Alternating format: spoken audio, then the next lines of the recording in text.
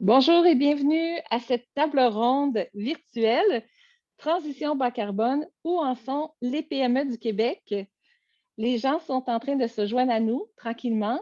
Donc, on a à nos côtés Élise là, qui va admettre les gens au fur et à mesure qu'ils se joignent. J'aimerais mentionner que cette table ronde est enregistrée et sera disponible pour rediffusion. Donc, bienvenue à tous. Bon matin. Si nous sommes réunis ici ensemble, c'est grâce à l'appui de Desjardins ainsi que du financement du gouvernement du Canada. J'aimerais aussi en profiter pour remercier tous nos collaborateurs, la BDC, Finance Montréal, Groupé, PME Montréal Est de l'île, ainsi que l'équipe de pivot de l'Université McGill. Nous sommes également soutenus par ADEME et le CDP. Donc, je suis Anne-Josée Lacarre, directrice générale de Québec Net Positif. À mes côtés, pour animer, c'est Pascal Geneviève de CCG. Alors, je vais permettre à Pascal de se présenter. Bienvenue, Pascal. Merci Anne-Josée. Donc, un plaisir de animer cette table ronde à tes côtés. Donc, c'est chez CCG, qui sommes-nous? Eh bien, nous sommes une entreprise qui vise à être un catalyseur de l'action climatique dans le but d'avoir des impacts positifs et de créer des communautés résilientes. Et nos expertises couvrent à la fois tout ce qui est la réduction des émissions de gaz à effet de serre, la transition bas carbone, également l'adaptation au changement climatique, aux conséquences des changements climatiques. Nous initions des projets qui visent à accélérer la transition et nous faisons également de la formation sur tous ces sujets. Merci beaucoup. Et CCG, également co-initiateur de PME sobre en carbone à nos côtés. Donc, de notre côté, Anne-Josée Lacarre, chez Québec Net Positif, nous sommes une organisation à but non lucratif, un think tank ou un laboratoire d'idées. Et notre raison d'être, essentiellement, c'est d'accélérer la transition de l'économie québécoise vers un avenir sobre en carbone. Et nous travaillons à sensibiliser, mobiliser et outiller les entreprises. Donc, c'est vraiment un plaisir d'être avec vous ce matin et nous sommes en très bonne compagnie. Donc, nous sommes avec M. Jean Cadieux, qui est professeur à l'Université de Sherbrooke, ainsi que Jessie Fournier, agent du Fonds EcoLeader. Jean et Jessie vont intervenir pendant cette table ronde et je vais vous expliquer dans le déroulement à quel moment ils le feront. Donc, sur ce, j'aimerais vous présenter un petit peu le volet technique. Donc, nous sommes en mode webinaire aujourd'hui. C'est pourquoi on ne voit pas les images des participants. Vous avez accès au clavardage. Donc, je vous invite à repérer l'outil clavardage. C'est la meilleure façon de communiquer avec nous. Je vous invite à conserver l'outil clavardage pour vos questions, nos panélistes. Donc, Pascal, Jessie et Jean seront panélistes tout à l'heure. J'aurai la chance d'animer la discussion avec eux. Je vous invite à acheminer à nos côtés, Jérémy de CCG, qui peut aussi répondre à toute question sur les mesures GES ou la transition. Et on a Rachel de Québec Net Positif, qui peut aussi répondre aux questions sur la transition, mais qui va aussi acheminer les questions vers moi pour nos panélistes. Également, Rachel va pouvoir partager au fur et à mesure de la présentation différents liens utiles. Donc, je vous invite à surveiller le clavardage aussi pour avoir accès aux liens. On a également notre outil interactif. Donc, on a une première question pour vous, aux participants. Je crois qu'à ce point-ci, on a plusieurs personnes là, qui sont déjà arrivées. On se demandait, avant de vous présenter le déroulement d'aujourd'hui, est-ce que vous avez pris part à l'un ou l'autre des 14 rendez-vous de PME sobre en carbone à ce jour? Donc, je vais inviter Pascal à mettre le petit sondage et je vous invite à y répondre en ligne. Yann, José, j'ai publié le sondage. Je vois déjà les gens qui y répondent. Parfait. Fait que je vais te laisser commenter sur les réponses, étant donné que dans mon mode présentation actuel, je n'ai pas accès. Excellent. Donc, je laisse encore quelques secondes pour avoir l'ensemble des réponses. On est à plus de trois quarts des participants qui ont répondu. Donc, avez-vous pris part à l'un ou l'autre des 14 rendez-vous de PME sobre en carbone? Oui, j'ai participé à plusieurs rendez-vous. Oui, un seul avant aujourd'hui ou aucun avant aujourd'hui. Je vous laisse encore quelques secondes pour y répondre. Très bien, je vois qu'on a le quorum. Je vais mettre fin au vote et partager les résultats. Donc, nous avons à peu près la moitié, 42% des gens qui ont déjà participé à un seul événement avant aujourd'hui, mais on a aussi 11% qui ont participé à plusieurs rendez-vous. Donc, on est à plus de la moitié, légèrement plus de la moitié des gens qui ont déjà participé à des événements. Et pour l'autre moitié, eh bien, c'est la première fois que vous participez à un événement de PME sobre en carbone. Bien, merci beaucoup, Pascal. Merci à tous les participants qui ont participé au sondage. C'est vraiment intéressant. Re-bienvenue pour les plus de 50% qui ont déjà été parmi nous et bienvenue à ceux pour qui c'est la première fois. Donc, ce qu'on va faire ensemble aujourd'hui, c'est une rencontre particulière parce que c'est une rencontre qui fait suite à une première année d'activité de PME sobre en carbone. Donc, nous allons en profiter pour vous présenter un bilan et les principaux constats. Je vais présenter le volet 1, le volet sensibilisation et mobilisation, ce qui a été réalisé dans ce volet-là. Pascal, de son côté, va vous présenter le volet 2, du côté du renforcement des capacités et outiller les entreprises. Également, à nos côtés, dans le cadre de ce bilan, on a Jean Cadieux, que je présentais tout à l'heure, de l'Université de Sherbrooke. Jean s'est joint à nous pour notre rapport. C'est un spécialiste de l'évolution de l'adoption des pratiques en développement durable au sein des entreprises québécoises. Donc, il va en profiter pour nous présenter un peu où en sont les entreprises aujourd'hui et qu'est-ce qu'on a vu comme évolution au cours de la dernière décennie. Également, à nos côtés, Jessie, agente du Fonds Écolidar. On a beaucoup parlé du Fonds Écolidar pour tous ceux qui ont été parmi nous avant, vous en avez entendu parler, mais on a la chance d'avoir un vrai agent qui va nous expliquer toutes les ressources qui sont disponibles pour les PME et les entreprises d'ici au sein du Fonds Écolidar en soutien spécifiquement à l'action climatique. Donc, c'est très intéressant d'avoir cette perspective-là. Et ça va être suivi de la période d'échange et discussion vers 11h15 jusqu'à midi. Donc, on prévoit toujours terminer à midi. C'est notre déroulement pour aujourd'hui. Est-ce que ça vous convient tout le monde? Je vois les têtes ici. Oui, pouces en l'air. Donc, je vais vous présenter le volet 1. Et tout d'abord, je tiens à souligner que la table ronde d'aujourd'hui fait suite à la publication du rapport Bilan et principaux constats de PME sobre en carbone qui a été publié hier via un communiqué de presse et une publication. Donc, Rachel, dans le clavardage, va vous ajouter le lien pour que vous puissiez consulter ces documents si vous le souhaitez. Le sommaire du rapport est également disponible en anglais. Et Pascal et moi sommes parfaitement bilingues, donc si vous voulez nous référer des personnes anglophones qui sont intéressées au sujet, ça nous fait toujours plaisir. Ce qu'on a découvert, c'est que l'engagement des PME est vraiment clé pour la transition de l'économie québécoise. Et pourquoi les PME? Mais c'est ce qu'on soupçonnait dès le départ et c'est pourquoi on avait créé le programme PME sobre en carbone, c'est qu'elle représente une très grande proportion des entreprises au Québec. En fait, 99,7% des entreprises québécoises comptent moins de 500 employés et en fait, la grande proportion, moins de 250. Et ça représente 86% des emplois dans le secteur privé au Québec. L'élément qui nous avait préoccupés aussi, c'est qu'intuitivement, on voyait que l'action climatique n'avait pas beaucoup nécessairement d'importance dans les stratégies de développement durable des entreprises. Et cette année, on a été chanceux puisque l'Institut de la statistique du Québec a publié une enquête réalisée auprès de 4300 entreprises du Québec. Et bien, notre intuition s'est confirmée. Donc, finalement, on avait des vraies données statistiques. Quand on regarde les entreprises engagées en développement durable, les actions sociales sont beaucoup plus significatives que les actions climatiques. Donc, le travail de mobilisation des PME vis-à-vis le climat est d'autant plus essentiel.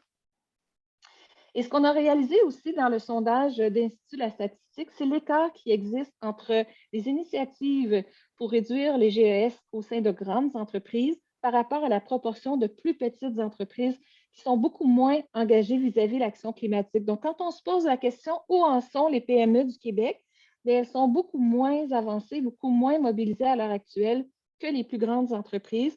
Il y a plusieurs raisons à ça, dont Jean va parler un peu dans sa présentation, mais on va aborder le sujet aussi dans notre période d'échange et de discussion. Donc, dans le cadre de notre volet de PME sobre en carbone, on a créé une initiative en 2 volets. Et ce que je voulais souligner ici, je vous montre plusieurs des partenaires, c'est que le sujet de la transition des PME est très important pour beaucoup d'acteurs au sein de l'économie québécoise. Donc, si vous êtes dans une PME, vous n'êtes pas seul. L'écosystème d'affaires réalise cette importance-là et ils tiennent à vous donner un coup de pouce et vous appuyer. On a eu plus de 25 partenaires à l'une ou l'autre de nos activités cette année au total pour rejoindre au moins 17 000 personnes au sein de l'écosystème d'affaires à travers les médias sociaux. Donc, c'était une initiative qui était très appréciée. Et l'objectif, c'était vraiment de stimuler la curiosité, l'intérêt puis le passage à l'action par les PME. On a eu 937 participants, excusez-moi, donc au sein de 305 organisations différentes. Donc, 45 étaient des PME et l'autre, tous des acteurs dans l'écosystème d'affaires qui ont à cœur la transition des PME. Les gens qu'on a rejoints venaient de toutes sortes de secteurs économiques. Vous pourrez voir le détail dans notre rapport, mais également de différentes régions géographiques au Québec. La pandémie nous a forcés à faire tous nos événements en mode virtuel, ce qui en bout de ligne a été bien puisqu'on a rejoint des gens d'un peu partout au Québec et avec une empreinte carbone minimale, quelque chose qui nous tenait à cœur. Donc, les détails sont aussi dans le rapport. Un élément qu'on a retenu, c'est le niveau d'importance des enjeux climatiques dans le secteur d'activité de nos participants. Donc, c'est une question qu'on posait. Quelle est l'importance des enjeux climatiques au sein de votre secteur d'activité? Et ce qu'on voit, c'est que pour beaucoup de participants, le secteur, les enjeux climatiques étaient très significatifs ou même omniprésents dans leur secteur. Ce qu'on ne sait pas, par contre, c'est est-ce que les gens sont venus à PME sobre en carbone parce qu'ils sont dans un secteur où l'environnement est très important et ils veulent y jouer un rôle de leader, ou parce que l'environnement est très important et ils ressentent qu'ils prennent de l'arrière, qu'ils prennent un peu de recul, puis ils ont besoin de rattraper le grand groupe devant. Donc ça, on ne peut pas savoir. Les deux possibilités sont là. D'un autre côté, on a aussi des gens qui nous ont dit que l'environnement, c'est quelque chose de périphérique dans leur secteur, mais ils sont venus à l'une ou l'autre de nos activités.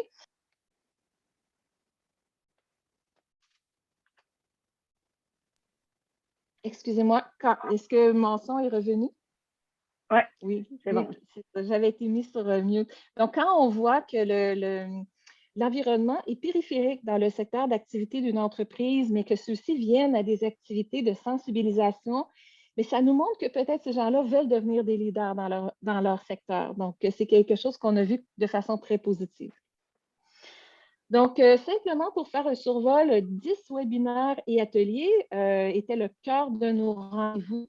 On a abordé différentes thématiques, elles sont toutes listées dans pourquoi réduire ses émissions de GES, comment le faire, comment piloter sa transition, la finance durable. Ce qui est important de retenir, c'est qu'à 100% dans nos webinaires et ateliers, les gens ont dit que c'était utile. À 96%, les gens ont dit que ça allait augmenter le niveau de curiosité et d'intérêt vis-à-vis de la transition des PME québécoises et que les gens, à 93%, se sentaient mieux outillés pour pouvoir déterminer ou expliquer à quel point c'est important de réduire ces émissions de gaz à effet de serre. Donc, c'était nos 3 grands objectifs atteints, plus de détails également dans le rapport. Ensuite, on a fait des tables rondes et un grand événement. Donc, les thématiques abordées, choix payant pour une relance verte, passer de la parole aux actes sur la transition bas carbone. Nous sommes réunis aujourd'hui aussi et on avait un grand événement, PME sur bas carbone, un pas de plus vers la transition. Ce qu'on voulait souligner aujourd'hui, c'est que plusieurs de nos événements sont disponibles en rediffusion. Donc, si vous étiez des nôtres pour l'un ou l'autre, en avez manqué, avez goût d'en savoir plus, on a beaucoup d'événements en rediffusion. Rachel va mettre le lien dans le chat. Également, nous avons fait une belle série de PME inspirantes, donc 5 entrevues avec diverses organisations sur le média Novae. Et les liens sont disponibles pour les 4 entrevues déjà disponibles, sont dans notre rapport. Et la prochaine entrevue va être publiée au courant du mois d'avril pour notre prochaine PME inspirante. Donc, une belle série à suivre. Et ce que moi, je retiens de toute cette année d'activité, c'est non seulement l'importance pour les entreprises de se placer sur une trajectoire de transition, mais le fait qu'aujourd'hui, on a la chance d'avoir des outils, puis que c'est rendu relativement accessible de le faire. Donc, on a des outils pour permettre de mesurer les scores de transition. Et j'ai été très surprise et étonnée et à la fois inspirée par la grande institution financière Crédit Agricole. C'est l'une des 10 plus grandes institutions au monde qui compte déjà sur les scores de transition pour 8000 entreprises qu'ils desservent. Donc, ils sont capables d'interagir avec les entreprises et de savoir si cette entreprise-là est alignée ou non sur une trajectoire de transition bas carbone. Si c'est un sujet qui vous intéresse, je vous invite à voir ou revoir notre table ronde qu'on avait fait avec Finance Montréal où on a invité les gens de l'ADEME, du CDP et de Crédit Agricole pour nous parler de ces meilleures pratiques.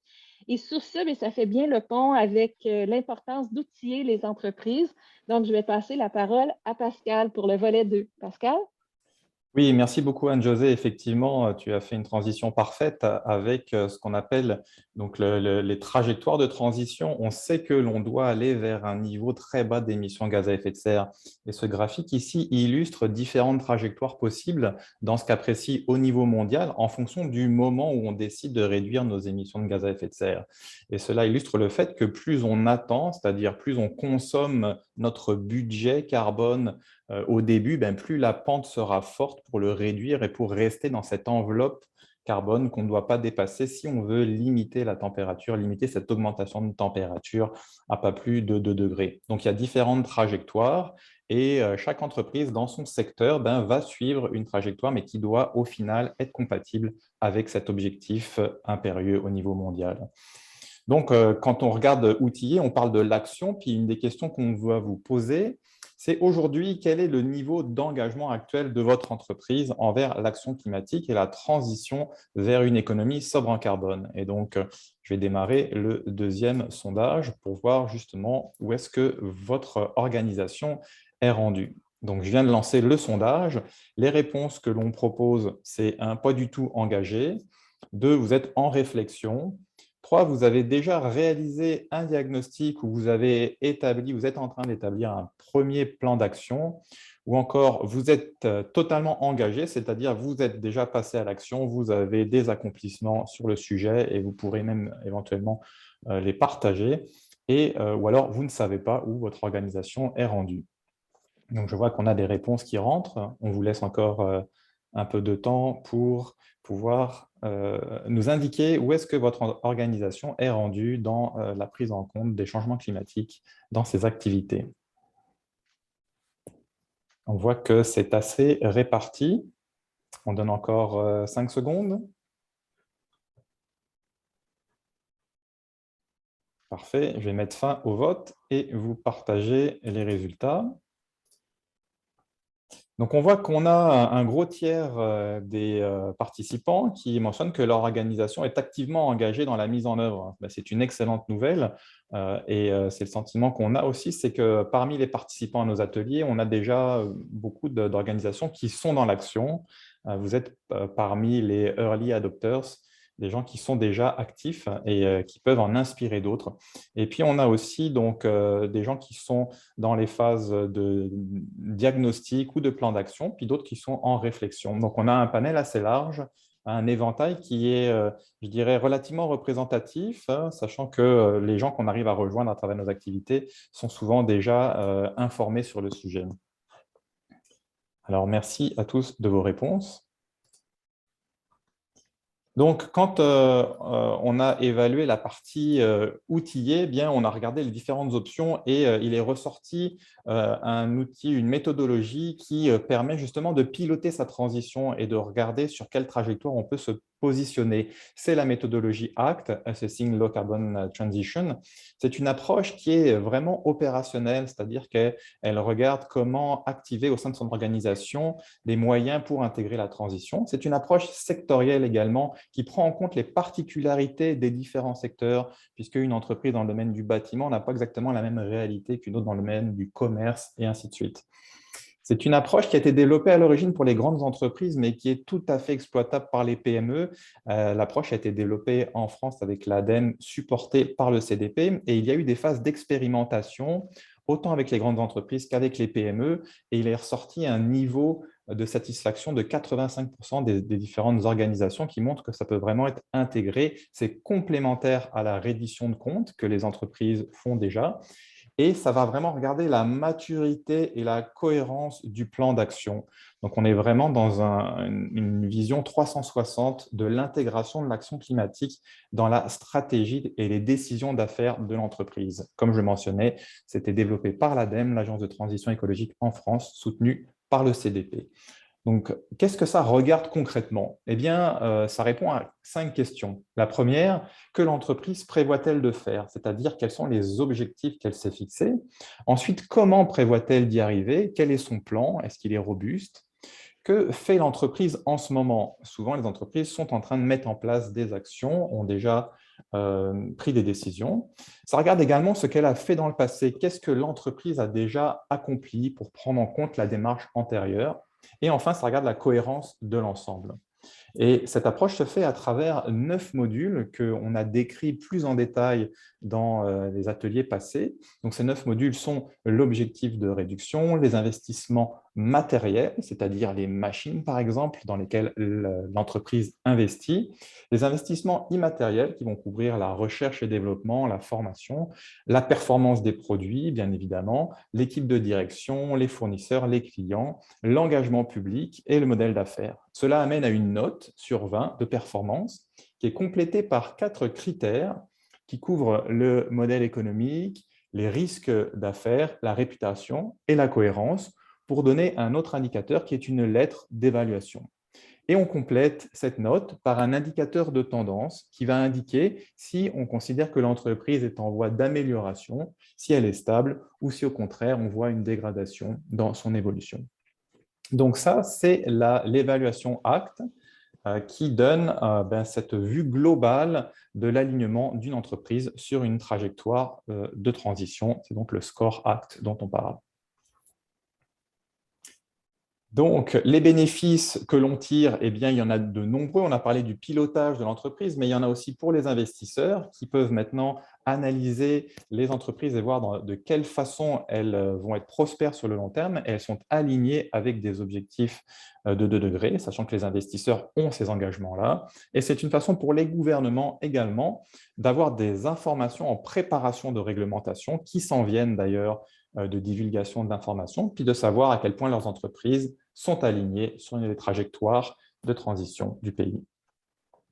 Alors, ce qu'on a appris à travers nos différents ateliers, c'est que au sein des participants qui venaient nous voir, c'est qu'on a un tiers d'entre eux qui avaient déjà réalisé un premier inventaire de gaz à effet de serre, qui est vraiment un élément clé. Quand on veut agir sur quelque chose, la première chose, c'est de les mesurer. Puis on avait un 50% qui n'avaient pas encore réalisé d'inventaire d'émissions de gaz à effet de serre. Et on sait que les participants qui nous rejoignent sont souvent en avance par rapport à l'ensemble des PME. Et donc, on avait comme un défi à voir comment initier cette démarche-là de pilotage en l'absence d'un inventaire. Et donc, on a développé, grâce à cet apprentissage, un diagnostic simplifié d'action climatique qui permet à une entreprise qui ne s'est pas encore lancée dans la démarche de faire un diagnostic qualitatif de sa maturité et de déterminer des actions faciles à mettre en place pour vraiment se lancer. Donc, ce diagnostic, qui a été développé au sein de PME Sobre en Carbone, permet de se préparer à une évaluation ACT qui pourrait venir une fois que les recommandations ont été mises en place et donc d'avoir eu sa note après avoir mis en place des mesures. Ça permet également à l'entreprise d'intégrer les recommandations dans un plan de développement durable, puisqu'on l'a vu, de nombreuses entreprises ont déjà mis en place des actions en développement durable ou au sein de leur stratégie d'entreprise. Et ça permet également de mettre une PME sur le chemin d'un accompagnement qui s'appelle Acte pas à pas, qui dure plusieurs mois et qui permet de construire petit à petit la stratégie climatique, la stratégie carbone d'une organisation. Alors, si on regarde vraiment ce que le diagnostic apporte, eh bien, avec un relativement faible investissement de quelques heures, eh bien, ça permet à l'organisation de voir son profil et de déterminer des actions prioritaires qu'elle peut mettre en place rapidement pour démarrer sa transition. Ça permet de cibler les efforts en fonction du secteur dans lequel l'entreprise est, soit sur ses produits, soit sur ses fournisseurs, soit sur ses investissements, par exemple. Et ça permet de saisir des occasions d'affaires pour se démarquer de la concurrence, pour attirer du personnel ou pour répondre aux attentes des parties prenantes. Et c'est pour ça qu'on a donc lancé une cohorte. Excuse-moi, José, merci. Une cohorte qui va permettre aux entreprises qui souhaitent aller dans cette direction de se mettre ensemble et on l'espère financé par le fonds EcoLeader de façon à accélérer la transition ensemble et de mutualiser les bénéfices de ce diagnostic. Je pense que tu as fait vraiment un bon survol de tout ce qu'on a découvert, ce qu'on a appris, les meilleures pratiques qu'on souhaite emmener ici au Québec et qu'on a commencé à déployer. Et j'invite d'ailleurs effectivement toutes les entreprises intéressées par un diagnostic qualitatif d'action climatique. C'est vraiment un premier pas qui est simple, adapté au Québec, adapté au contexte d'une PME, à communiquer avec CCG. Et si vous avez des questions à ce sujet-là ou pour CCG, n'hésitez pas à les mettre dans l'outil de clavardage. Jérémy est là à nos côtés pourra répondre à toutes vos questions. Donc, sur ce, on va donner la parole à Jean Cadieux. Jean, qu'on est allé chercher parce que ben nous, comme partenaires terrain qui avons déployé les initiatives de sensibilisation, nous avions un peu ressenti intuitivement qu'il semble que les freins à la transition sont peut-être les mêmes depuis longtemps. On a de la difficulté à sortir de l'ancien modèle économique puis aller vers un nouveau. Alors, on a fait appel à Jean pour qu'il puisse nous éclairer d'un point de vue de recherche scientifique et de statistiques sur où en sont les PME ou les entreprises du Québec aujourd'hui sur le développement durable, mais aussi particulièrement sur l'action climatique. Merci, Jean. Eh bien, merci beaucoup pour l'invitation et c'est un plaisir de partager avec vous certaines choses. Ça fait longtemps effectivement que je roule ma bosse au Québec pour le développement durable et dans le fond, avec la norme BNQ 21000, on a été aux premières loges un peu des premières propositions et ce que j'aime de ce que j'ai entendu tout à l'heure de Pascal, c'est que ce sont les bons premiers pas qui sont posés ici, ce que vous proposez pour la transition. Il y a eu 4 rapports au fil des années, donc du ministère 2011, 2013, 2017 et 2021, qui, on va pouvoir voir un peu l'évolution de ce que c'est que le développement durable. Et peut-être qu'au départ, en 2011, on était un peu trop sévère et on va travailler là-dessus. Prochaine, s'il vous plaît. Oui, voilà, merci. Alors, ce qui est intéressant de voir ici, c'est que dans les volets du développement durable, au départ, regardez en 2011, okay, à quel point les gens parlaient, on parlait, qu'est-ce que le développement durable? Les gens disaient, ah, mais c'est l'environnement. Et regardez en 2021, ah, maintenant, on remarque que la partie sociale a pris une grosse part du lion. Okay? Non pas qu'on ne parle plus d'impact environnemental, mais ce n'est pas le premier mot qui vient. Et on va voir que ça a de l'impact aussi sur l'ensemble de la façon dont les gens abordent cet équilibre qui devrait être entre l'environnement, le social et l'économique. Et la gouvernance, c'est la façon dont on se comporte et qu'on est en affaires. Prochaine. Pour savoir le taux d'adoption d'une idée, okay, d'une innovation, dans le fond, quand il y a une nouvelle innovation, comme le développement durable, c'était pas mal au niveau des entreprises, au niveau en 2011, au départ, on sait qu'il y a 2,5 des innovateurs qui vont aller même coucher à New York, si on prend un iPad, pour avoir le premier iPad 1 lorsque ça a sorti. Les visionnaires vont attendre effectivement un peu le mouvement et ils vont attendre que ce soit disponible. Ils vont être les premiers à en avoir à Montréal, mais ils n'iront pas coucher à Montréal pour autant, mais ils vont être là, ils vont être les premiers à travailler. Et ces deux premiers groupes-là, qu'on appelle les innovateurs et les visionnaires, vous voyez les pourcentages en haut à gauche, forment 16 de la population. Et les pragmatiques, eux, attendent effectivement vont poser des questions à ces deux groupes-là, puis commencer un iPad. Et si c'est bien, ils vont l'adopter. Ça veut dire qu'une innovation est toujours sur la corde raide tant qu'elle n'a pas franchi le 16 soit les deux premiers groupes, puis qu'elle s'enchasse chez les pragmatiques en termes de pourcentage qui forment 34 C'est une courbe normale, 50 à droite, 50 à gauche. Et après, dans la deuxième partie gauche, il y a les sceptiques et tout. Prochaine. En 2011, la première fois qu'on a fait le rapport, on avait posé 5 questions parce que le modèle du BNQ 21000, sur lequel je travaille tout le temps, c'est ma vie. Ici, ce qui se passe, c'est qu'on posait la question pour le développement durable, par exemple, où tu en es rendu? Et les gens répondaient, je n'ai pas encore amorcé de réflexion. On est en réflexion. On a intégré ces aspects-là. On cherche à distinguer, puis on est la référence dans l'industrie, et on prenait le pourcentage de tous ceux qui disaient 4 et 5 pour être capable d'extraire ceux qui étaient vraiment en mouvement, ce qui correspond tout à l'heure à ce que Pascal disait. Je souriais de voir la façon dont il présentait ces niveaux. Prochaine, s'il vous plaît. Donc, le taux d'adoption, si vous voyez les carrés en bleu en 2011, sur l'ensemble pas mal tous les enjeux de la norme BNQ 21000, c'est-à-dire mission, vision, valeur, en bleu, les contrôles, la rentabilité, la partie économique, en rouge, la partie RH et en vert, la partie environnementale. Alors, on voit qu'on avait comme franchi le 16 pour bien des endroits, sauf dans la partie économique, la partie environnementale était à la queue. En 2013, regardez les boules oranges, Il y en a un peu moins, mais ce n'est pas grave. On voit qu'on s'était vraiment enchâssé chez les pragmatiques. On pouvait dire que le développement durable s'installait. En 2017, les boules grises, on les voit à peine, mais elles sont un peu à l'arrière, merci. Le truc là-dedans, c'est qu'on a eu affiché un recul. Ce recul, essentiellement, ne provient pas nécessairement d'un recul en développement durable, mais de la façon dont les gens abordaient et étaient connaissants par rapport au développement durable. C'est-à-dire qu'en 2011, on disait, moi, je recycle les feuilles de papier, je fais du développement durable. Jusqu'à temps qu'en 2017, on se disait, ben écoute, peut-être, c'est pas assez. Fait que je ne suis pas si bon que ça, finalement. OK, la prochaine. La question est de savoir maintenant, est-ce qu'en 2021, on franchit la barre du 17 %? Dans le fond, le développement durable, qu'est-ce qu'il y en a? Puis je vais parler un peu aussi des choses climatiques. Alors ici, on demandait quelle est la proportion en 2021 des gens qui suivent une démarche valide de développement durable avec tout ce que ça implique, c'est-à-dire toute la reddition de comptes, ces choses-là. Et on se rend compte que seulement les 50 employés plus et les 250 employés plus, finalement, ont franchi la barre du 16 pour s'en aller vers une démarche de développement durable, créant donc un décalage avec tout le monde. Il y a deux scénarios ici. Le scénario complet, c'est-à-dire avec la reddition de compte et tout ça, et on a enlevé la reddition de compte pour garder les parties prenantes et tout ça dans la démarche. Et là, on voit que lorsqu'on regarde le vert, donc un scénario un peu plus allégé, sans reddition de compte, donc obligé de se rapporter avec des nombres, ça va un peu mieux. La prochaine.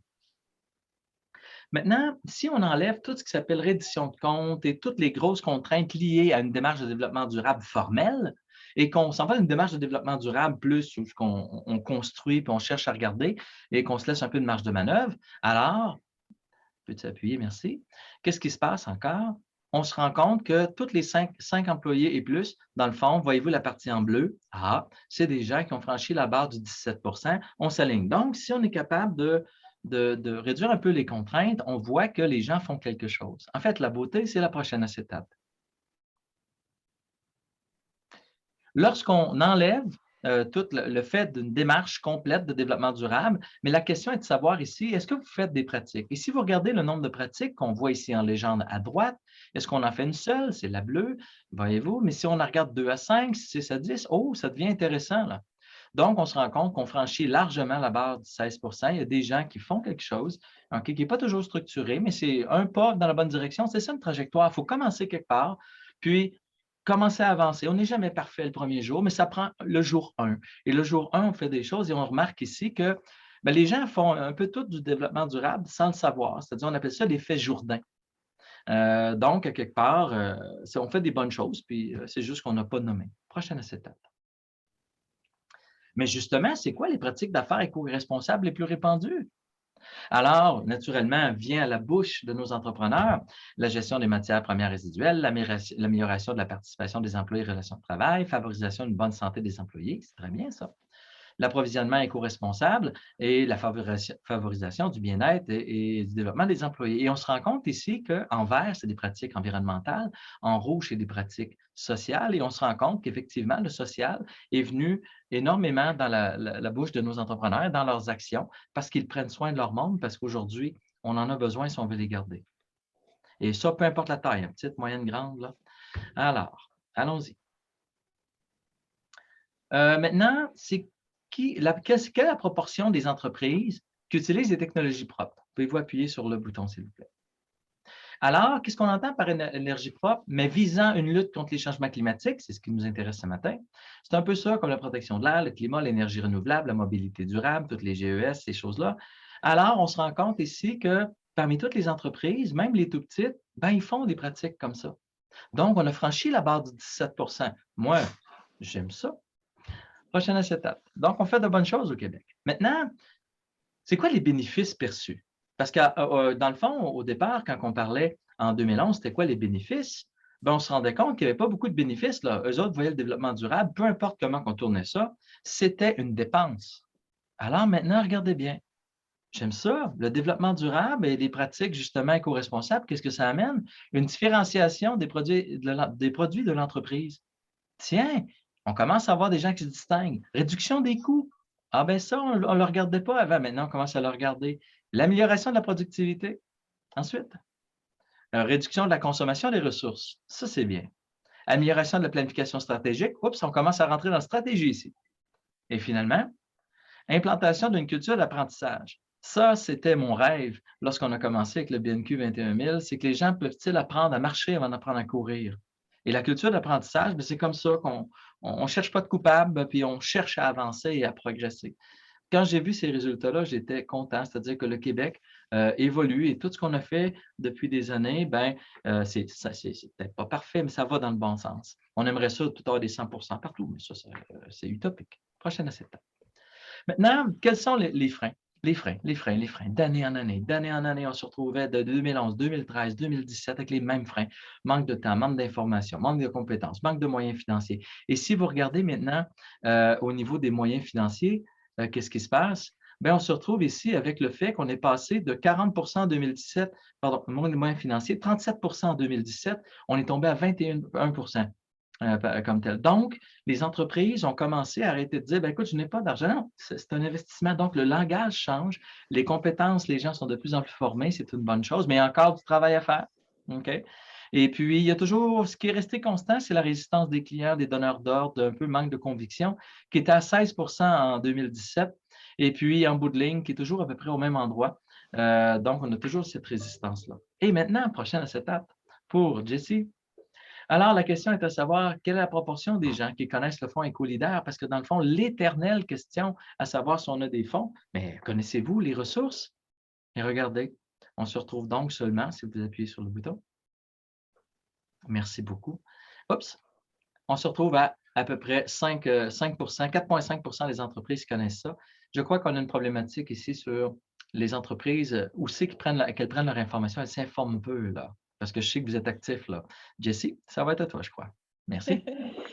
Merci beaucoup, Jean. C'était vraiment intéressant.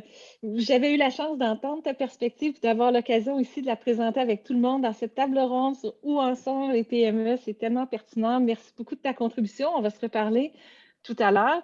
Puis effectivement, seulement pour mettre aussi une chose en perspective, donc quand l'Institut de la statistique du Québec a fait ce sondage auprès de 4300 entreprises, oui, les résultats, mais le sondage avait eu lieu en 2019. Et c'était juste au moment où le fonds éco-leader et le réseau des agents éco-leader arrivaient sur le marché. Donc, très hâte de voir s'il y aura un prochain sondage et quand. Et à ce moment-là, j'ai très confiance que le fonds éco-leader va avoir beaucoup accru son niveau de reconnaissance et de connaissance au sein de l'écosystème d'affaires. Et puis, définitivement, on sait que le manque de connaissances, le manque de ressources et le manque d'argent est un frein systémique qui existe depuis plus qu'une décennie, même si c'est un frein qui tend à diminuer, comme Jean nous l'a bien montré, ça reste parmi les freins les plus importants. Donc, on veut contribuer à ça et c'est pourquoi on donne la chance ici à Jessie de se joindre à nous et de pouvoir nous présenter son survol du Fonds Éco-Leader. Jessie, qui est un agent du Fonds Éco-Leader dans la région de la Montérégie, je vais lui laisser la chance de prendre la parole ici. À toi, Jessie. Merci, M. Cadieux, pour la transition. Merci, Anne-Josée. Donc, le Fonds Éco-Leader, vous savez, là, c'est un programme de soutien aux entreprises, mais ce n'est pas le seul programme qui existe. Donc, je vais vous parler aujourd'hui spécifiquement du programme du Fonds Éco-Leader. Donc, c'est une initiative, vous savez sans doute, là, du ministère de l'Économie et de l'Innovation. Il y a 3 autres partenaires, le FAQDD, le CQDD et Écotech Québec.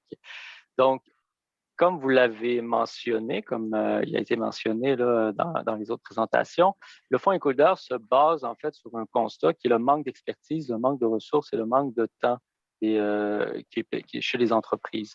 Et donc, pour le Fonds Éco-Leader a été fait en fait pour justement venir diminuer cet impact-là de ces freins envers les entreprises, les freins que les entreprises rencontrent, en donnant notamment une subvention. Donc, comment fonctionne cette subvention? En fait, c'est des honoraires externes. Donc, on comprend que si on fait intervenir une expertise externe pour venir nous aider, on arrive un peu à solutionner à trouver la solution à ce manque d'expertise-là. Ensuite, le financement aide également là, du côté des ressources financières et le manque de temps. Donc, pour arriver au même résultat, c'est-à-dire d'implanter des nouvelles pratiques, implanter des nouvelles technologies, tout ça. Donc, pour arriver au même résultat, si on l'avait fait seul, à l'interne, avec ses propres ressources versus avec un accompagnement externe, je crois qu'il y a quand même un gain de temps. Même si on sait que le fait d'aller vers des démarches de développement durable peut prendre du temps, ça va nécessiter une implication du personnel, mais le fait de se faire accompagner pour le même résultat, vraiment, c'est un gain de temps. Donc, si je résume, le Fonds EcoLeader, c'est un programme qui vise à aider les entreprises à gagner en compétitivité, mais surtout à diminuer leur empreinte environnementale en le faisant. Donc, soit en aidant à adopter des pratiques d'affaires responsables ou des technologies propres. Donc, il y a des bénéfices qui sont identifiés, là, qui découlent du fait de mettre en place des pratiques d'affaires éco-responsables. Les autres présentateurs en ont parlé. C'est le cas, on le voit, nous, au quotidien, ces retombées-là qui sont faites. Là. Je ne vais pas les renommer, mais une qui est importante, qui n'a peut-être pas été mentionnée, c'est celle de la rétention du personnel dans les entreprises qui vont développer ou mettre en place vraiment des stratégies de développement durable. Vont avoir beaucoup plus d'attractivité auprès des jeunes. Les statistiques sont quand même importantes. Je crois que c'est 87% des 35 ans et moins qui sont vraiment intéressés là, à travailler pour des entreprises qui ont un impact positif sur la société. Donc, c'est non négligeable. Et surtout, ce qui est important, c'est que pour être capable de se vendre comme étant une entreprise responsable, ça prend du temps. Et pour être en mesure de bénéficier de cet avantage-là, c'est important d'avoir commencé hier et l'année dernière et l'année d'avant.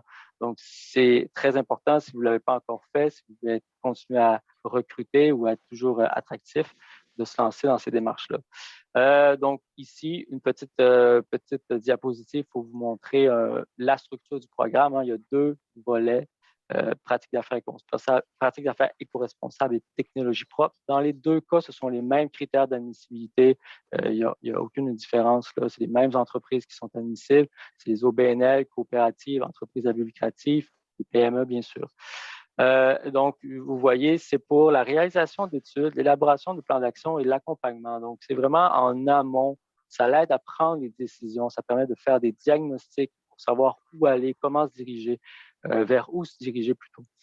Donc, c'est vraiment des études technico-économiques qui visent à, OK, nous, on pourrait avoir telle solution, ça nous coûterait tant, quels seraient les risques, quel serait notre retour sur investissement. Donc, c'est vraiment un fonds pour amorcer. C'est vraiment un fonds qui est positionné en amont de tout ce qui existe par la suite en termes de subventions. Donc, les montants par projet sont de 40 et 60 000 et ça équivaut aux 75 %. Donc, vous pouvez avoir un projet qui peut aller 25 % plus cher que ça. Et le 25 % doit être payé de la part de l'entreprise. Prochaine diapositive, s'il te plaît. Quelques statistiques au niveau national. Donc, c'est un programme national, c'est un programme du gouvernement du Québec. Chacune des régions sont représentées. Actuellement, il y a plus de 710 projets qui ont été déposés. Ça représente là, 14 millions d'argent de réclamés. Donc, ensuite, vous avez un réseau d'agents dans chacune des régions. Comme moi, en Montérégie, nous sommes 2, mais dans les 17 autres régions, vous retrouvez des agents du Fonds EcoLeader. Et il y a aussi un réseau d'experts là, qui doit être inscrit sur le registre du Fonds EcoLeader pour pouvoir déposer un projet. C'est un registre ouvert, donc n'importe quelle entreprise qui fait du conseil peut s'inscrire. Et là, justement, le rôle des agents, c'est de mettre en relation un expert, un consultant ou plusieurs consultants avec une entreprise en identifiant les différents besoins en matière de développement durable. Ensuite, vous avez en Montérégie, plus spécifiquement, c'est une région qui est assez dynamique. Là, vous voyez là, sur la quantité, sur la totalité des projets déposés, 24 %, je veux dire, les projets déposés au Québec, 24 % ont été déposés en Montérégie, donc ça équivaut à 188 projets déposés. Donc, c'est des projets qui ne sont pas encore terminés. Sur ce 188 projets-là, il y en a 38 qui sont terminés. Donc, les investissements, là, c'est près de 2 millions d'investissements, qui ont été faits là, dans la région. Et il y a encore 45 projets qui sont en cours d'analyse, là, et même plus. Là. Donc, c'est une région très dynamique. Ici, vous avez, la ventilation de ces projets-là selon les thématiques. La plupart il y a beaucoup de projets qui ont été déposés sous la thématique des pratiques d'affaires, un peu moins sur les technologies propres, mais quand même. Et là, ensuite, vous avez également le détail. Là, donc, le Fonds EcoLeader, vous pouvez voir, couvre plusieurs thématiques, mobilité durable, bâtiment durable, analyse des cycles de vie, gestion des GES, etc. Donc, c'est toujours pour des études, plans d'action et de l'accompagnement dans l'implantation. Ici, il y a certaines données qu'on a réussi à obtenir pour la Montérégie par rapport aux projets qui ont été terminés. C'est sûr que là, il n'y a pas tous les projets qui sont terminés, donc c'est difficile d'avoir des données sur l'ensemble des retombées environnementales. Mais déjà, pour 2 petits projets, par exemple, on parle de 924 000 kWh d'économie d'électricité, réduction des combustibles fossiles aussi, là, juste 2 projets, il y a 1 million de mètres cubes qui a été réduit.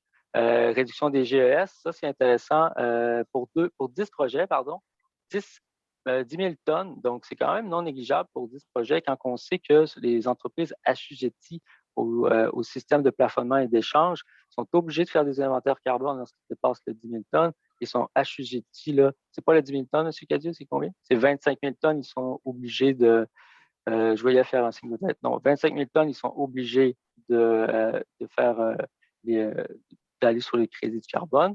Et 10 000 tonnes sont obligés de faire des inventaires. Ils ne sont pas obligés de compenser. Et le 10 000 tonnes, vous voyez, à plusieurs entreprises, on atteint le 10 000 tonnes. Donc, c'est quasiment, on pourrait imaginer, on voit très bien que c'est possible de quasiment, en réunissant plusieurs entreprises, atteindre là, des proportions qui se ramènent à 25 000 tonnes, là, donc des grands émetteurs. Donc, c'est très intéressant de pouvoir comprendre qu'en réduisant chaque entreprise, en réduisant un petit peu, on peut avoir de grands impacts. C'est ce que je voulais dire. Et donc, encore quelques statistiques, là, production d'énergie renouvelable, réduction des coûts d'opération. Donc, les chiffres, là, je ne vais pas les mentionner. Et au total, là, on dit investissement projeté de 12 millions parce que, en plus, lorsqu'on fait des études, lorsque les études sont faites par des consultants avec les entreprises, par la suite, ça amène des projets, ça amène du nouveau financement. Donc, si on évalue, par exemple, une technologie, l'investissement de cette technologie-là, elle est comptabilisée ici. Là. Donc, c'est ces investissements-là qui peuvent découler par la suite des études qui ont été faites au Fonds Équilibre. Donc, on parle de 12 millions. C'est non négligeable quand même. Et aussi, hein, pour faire aussi dresser le topo de la région, de la Montérégie, la symbiose agroalimentaire montérégienne aussi, qui contribue à rendre la Montérégie très dynamique. Donc, les symbioses, un mécanisme une stratégie d'économie circulaire qui vise à boucler les flux d'une entreprise à l'autre. Et aussi, il y a aussi la symbiose industrielle qui est en place là, à Vaudreuil-Soulanges, mais qui vient de s'établir là aussi là, dans l'agglomération de Longueuil. Mais sachez que n'importe quelle entreprise peut participer à ces symbioses-là, même s'ils ne sont pas dans les régions pas dans les régions, mais dans les territoires précis, dans les villes qui les supportent. Et il y a aussi, là, un projet pilote là, en économie de fonctionnalité à laquelle la région participe. Bref, ici, une simple petite diapositive. L'idée, ce n'était pas de voir tout ce qui était écrit, mais simplement, c'est une petite diapositive qui répertorie l'ensemble des programmes de financement qui existent. C'est pas exhaustif, mais vous voyez, il y en a plusieurs. Donc, c'est de l'aide qui est disponible pour les entreprises. Donc, je vous invite à aller chercher cette aide-là, pardon. Et les agents du Fonds Équilibre, justement, peuvent vous aider à vous orienter parmi tous ces projets. Donc, n'hésitez pas à contacter vos agents. Merci beaucoup. Merci beaucoup, Jessie. Excellente présentation. Ça nous donne vraiment une bonne idée du Fonds Équilibre, du rôle des agents, de tout ce qui se passe à Montérégie. Mais j'aimerais aussi en profiter pour souligner qu'on a la chance aujourd'hui d'avoir Jessie de la Montérégie, mais on aurait pu avoir Frédéric de l'Outaouais qui nous aurait présenté tout ce qui se passe dans sa région. Donc, la Montérégie est très active, un bel exemple, mais dans toutes les régions du Québec, parce qu'ils sont très bien connectés avec l'écosystème de la transition dans chacune de leurs régions, puis ils pourront vous donner des idées de projets en économie circulaire ou d'autres choses qui se passent dans la région. Donc, à ce moment-ci, je vais cesser le partage d'écran parce qu'on va passer au mode table ronde. Donc, voilà. Ça fait vraiment plaisir. Merci pour cette introduction de départ. Et à ce point-ci, on va passer à travers différentes questions. On s'est préparé pour cette table ronde-là, toujours sur notre thématique transition bas carbone, où en sont les PME du Québec. Et tout d'abord, sur ce sujet-là, je vais me tourner vers toi, Jean. Jean, on se disait qu'on avait beaucoup parlé à travers nos divers rendez-vous du rôle que chaque entreprise peut jouer, mais aussi du rôle qui est essentiel de l'écosystème d'affaires autour des entreprises. Puis, qu'est-ce qui se passe au Québec pour créer un climat propice à la transition des PME? Donc, je me demandais de ton côté, quels sont les éléments clés à ta connaissance qui contribuent actuellement à créer un climat favorable ou plus ou moins favorable à la transition des PME au Québec? Bien, je vais avoir l'impression de répéter Pascal tout à l'heure qui a dit qui a passé à travers différents éléments clés, mais je crois que ça vaut la peine de les souligner. Je pense qu'au Québec, dans le fond, le premier principe du développement durable, en fait, si on le regarde, là, pour être capable de s'inscrire d'une transition, c'est de savoir de où on part et faire un état des lieux. Mais le truc, c'est qu'on n'améliore pas ce qu'on ne mesure pas. Ça, c'est le premier principe du développement durable. Les entreprises au Québec, dans le fond, on nage un peu dans à peu près tout ce qui s'appelle le développement durable. On nage un peu dans parce qu'on n'a pas d'organisme un peu comme le Crédit agricole qui viendrait ici nous donner une mesure dans laquelle on pourrait regarder par secteur ces choses-là. On aurait besoin de ça. Ça serait la première chose qu'il faudrait pouvoir mettre, autant pour le carbone que pour toute autre chose en développement durable, pour s'inscrire d'une trajectoire. Est-ce que je progresse? Une fois que tu te dis ça, qu'il n'y en a pas, tu fais quoi? Bien, dans l'entreprise, effectivement, dans les fonds éco-leaders, tel que disait tout à l'heure Jessie, bien, on peut-tu au départ faire un état des lieux, justement, sur ses GES, sur ce qui s'appelle le développement durable, tout ce qui s'appelle ces choses-là. Puis quand on regarde nos GES, les gens ont tendance à regarder juste ce qu'ils font. Oui, c'est une première étape. Ça, c'est le inbound. Mais ensuite, il y a le outbound, tes fournisseurs, ces choses-là. Quand tu vas livrer ton produit, il va falloir que tu regardes ça un peu. Là. OK? Pour s'inscrire d'une transition ensuite, dans le fond, il faut que tu revoies tes besoins. Tu dis, OK, voici ce que je fais. Puis si je veux m'inscrire d'une transition, j'en ai-tu vraiment besoin? M. McSween serait content d'entendre ça. Mais peut-on revoir un peu ce qu'on fait? Mais justement, pour faire, sauf que là, on n'améliore pas ce qu'on ne mesure pas, mais ça demande une qualité du gestionnaire, de la discipline. Il faut que tu mesures à un pas régulier. Et ça, il faut prendre la discipline pour le faire. Tu n'en as pas? Délègue. On trouve des bonnes choses quand on délègue. Ensuite, dans le fond, ce qu'il faut aussi, c'est des outils accessibles, parce que c'est beau de dire je mesure mes GES, je mesure toutes ces affaires-là, mais dans quelle unité? Alors justement, j'ai trouvé ça intéressant et c'est la raison pour laquelle j'appuyais votre projet. Les projets avec le CCG et QuébecNet Positif, bien, vous proposez des outils en ce sens et vous avez pris la peine de les adapter au Québec et en plus, bien, ça va donner un langage commun qui est la première base d'être capable de se comparer. Puis ensuite, bien, pour que ça progresse, bien, il faut que ça se diffuse dans toutes ces choses-là. Ça veut dire qu'on a besoin de traduire les choses. On a besoin de… Ça a été mon erreur avec le BNQ 21000, qui soit seulement en français. On voulait quelque chose de facile et d'utile. Oui, c'est bien beau tout ça, mais ça prend aussi la traduction en langue pour que ça puisse être diffusé. Ça fait que je vous recommande nettement la traduction, ces choses-là. Ensuite, il faut qu'embarquent les chambres de commerce. Il faut effectivement que les entreprises aillent dans ces chambres de commerce-là et toutes ces associations sectorielles qui sont la courroie de transmission. Puis là, ils vous donnent à vous, à d'autres, l'espace pour faire des formations. Puis une fois que les gens sont informés, mais c'est la première graine qu'on sème. Essentiellement, ça fait un peu le tour de ce point-là. Merci beaucoup, Jean. C'est vraiment intéressant. Ça fait un peu écho à ce qu'on a appris. Puis ce qu'on voit dans ce que tu dis, c'est que les entreprises qui commencent à être dans l'action peuvent vraiment donner l'exemple aux autres. Puis c'est une façon aussi de stimuler puis de polliniser là, au sein de leur secteur d'affaires, au sein de leur écosystème. Fait que je vais me tourner vers Jessie parce que Jessie, toi, tu travailles avec des entreprises qui sont sensibilisées, qui ont levé la main, qui ont le goût de passer à l'action. Qui vont peut-être même se chercher du financement, mais est-ce que tu vois que c'est rentable, ces projets-là? Est-ce que tu vois une rentabilité? Comment ça se passe vraiment sur le terrain? Puis peux-tu nous donner des exemples concrets d'entreprises pour qui l'action climatique a vraiment une incidence positive? Oui, ben, pour la première question, la rentabilité, je dirais oui, la rentabilité est là, mais ça dépend. Ce n'est pas dans tous les cas. Ce qui est vraiment déterminant, c'est il y a plusieurs facteurs hein, qui vont jouer. Ça va être le secteur, la maturité des technologies. Ça peut être aussi la maturité de l'entreprise, c'est-à-dire où est-ce qu'elle est rendue dans sa transition. Donc, tous ces facteurs-là peuvent jouer là, sur la rentabilité parce que lorsque la technologie sont moins accessibles, on comprend que ça va être plus dispendieux de l'acquérir. Donc, la maturité du secteur est importante pour les technologies. Juste un petit instant.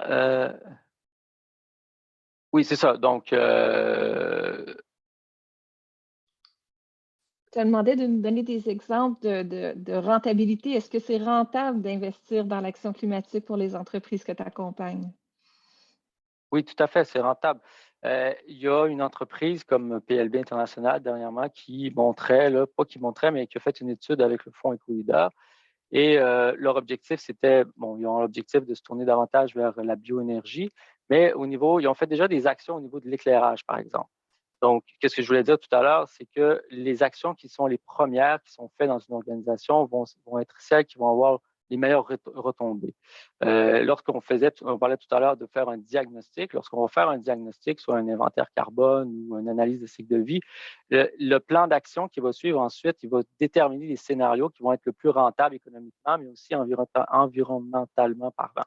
Et donc, dans les deux cas, ce qui va être choisi, dans tous les cas, ce qui va être choisi d'abord par les entreprises, ce sont celles qui vont avoir les meilleures retombées environnementales, mais aussi au niveau économique. Donc, c'est pourquoi on parle de la maturité des secteurs, la maturité d'entreprise. Les premières actions sont à poser, souvent vont être celles qui vont avoir les plus grands bénéfices. Et donc, plus on va monter, disons, dans les scénarios ou dans les différentes possibilités, plus ça risque de coûter un peu plus cher. Et donc, la rentabilité va être beaucoup plus à long terme. Et donc, cet exemple-là de PLB International est intéressant parce que dans un premier temps, ils ont fait uniquement le changement des lumières pour aller chercher les lumières Houdel, installer des lumières Houdel. Donc, l'investissement permet d'économiser 24 000 sur les factures d'électricité. Donc, ce n'est pas négligeable. Ensuite, ils ont aussi continué, ils ont fait une inspection, un audit interne sur tout leur système d'air comprimé afin d'identifier les fuites. Et donc, le fait de colmater les fuites, il y a aussi là une économie d'énergie. Donc, elle a été évaluée à 11 000 par année. Donc, vous voyez que dans un premier temps, c'est beaucoup plus simple de faire ces changements-là, sont moins dispendieux. Alors que si cette même entreprise-là, lorsqu'elle va vouloir changer vers du gaz naturel ou aller vers du gaz naturel vers du gaz naturel renouvelable ou la bioénergie, changer des systèmes, ça va coûter beaucoup plus cher et la rentabilité va être beaucoup plus reportée à plus long terme. Donc, c'est le type d'exemple parfait là, qui illustre ça. Jessie, c'est vraiment intéressant de voir une entreprise qui a un certain modèle d'affaires puis qui travaille à réduire ses émissions dans son contexte actuel. Il y a déjà des choses qu'elle peut faire. Ça réduit concrètement ses factures d'électricité, donc la rentabilité peut être calculée à court terme. Je pense qu'il y a un peu cette fausse idée parfois que on a besoin de tout changer son modèle d'affaires ou on a besoin de penser que c'est un investissement maintenant pour le très long terme, alors qu'en fait, on voit là, concrètement, on est capable parfois de rentabiliser certains premiers projets rapidement. C'est une action concrète pour l'environnement. Puis vu l'urgence climatique qui est en cours, bien, ça peut être très pertinent là, que de plus en plus d'entreprises le fassent. Ouais. Sur ça, bien, je vais me tourner vers Pascal parce que Pascal, cette année, on en a croisé beaucoup d'entreprises sur notre chemin. Je le disais tantôt, sur plus de 300 organisations, 45 étaient des PME. On a eu la chance d'identifier certaines PME qu'on a appelées nos PME inspirantes, qui avaient soit carrément un nouveau modèle d'affaires inspirant ou qui est en business depuis 30 ans ou 20 ans, mais qui s'en allait résolument sur une trajectoire de transition compatible. D'ailleurs, Rachel va remettre dans le clavardage là, un panel qu'on a fait avec 3 PME inspirantes le 9 février dernier. Mais parle-nous de PME inspirantes, toi, qui t'ont touché particulièrement cette année ou tu aimerais citer un exemple ce matin. Oui, merci Anne-Josée. Effectivement, moi je reviendrai sur l'exemple de Solios, l'entreprise qui fabrique des montres qui tournent à l'énergie solaire. Donc là, on a vraiment au cœur du modèle d'affaires de l'entreprise un produit qui est vraiment éco-responsable et qui permet notamment de réduire l'utilisation de batteries avec tous les défis de fin de vie qu'on connaît. Il y a d'autres entreprises, moi je pense à Rousseau-Lefebvre qui est l'autre PME inspirante qui vraiment invente des milieux de vie conviviaux et résilients, puis qui développe aussi un accompagnement éco-responsable pour les entreprises de façon à intégrer le bien-être au travail avec une dimension environnementale. Il y a beaucoup d'exemples qu'on a côtoyés, puis c'est ça qui était impressionnant, c'est de voir qu'il y a des entreprises qui ont leur modèle d'affaires autour d'une innovation, autour d'un produit qui est vraiment 100% aligné avec une trajectoire. Puis il y en a d'autres qui intègrent au sein de leurs activités des décisions, puis des actions concrètes sur l'environnement, comme par exemple Annexer, qui est une société de Drummondville qui produit des systèmes de conditionnement d'air pour les bâtiments, puis qui a conçu à travers la R&D un caisson en fait, pour leur système qui est à partir de matière de résine recyclée.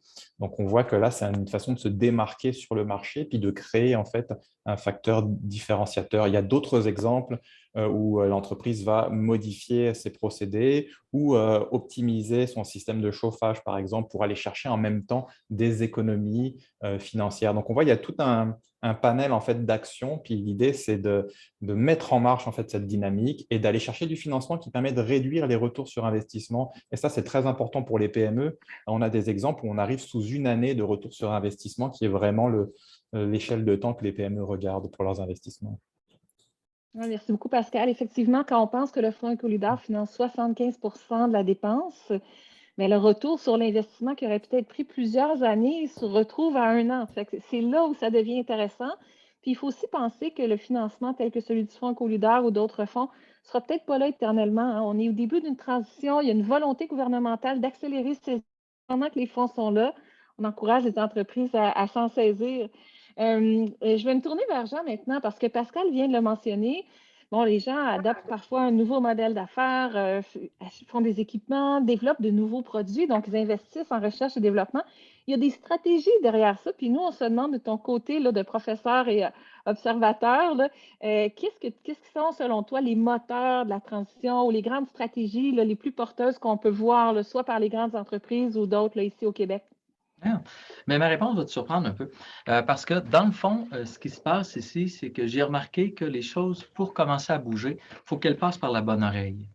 Et je le dis souvent, l'entrepreneur, pour l'avoir été, a 3 oreilles. 2 sur la tête et une où il y a la poche et le portefeuille.